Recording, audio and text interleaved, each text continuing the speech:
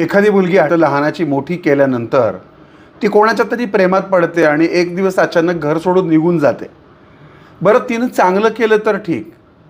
ती अशा व्यक्तीवरती प्रेम करते की ज्याची कसलीच पात्रता नसते. जात, धर्म, आर्थिक स्थिती ही कुठेच मॅच होत नाही. आई वडिलांचा जीव इकडे तुटतो. आनंदात श्रीमंतीत वाढलेली पोरगी गरिबीमध्ये संसार करू लागते. तिच्या शिक्षणाची आणि करिअरची वाट लागते आणि अशातच तिला दिवस जातात.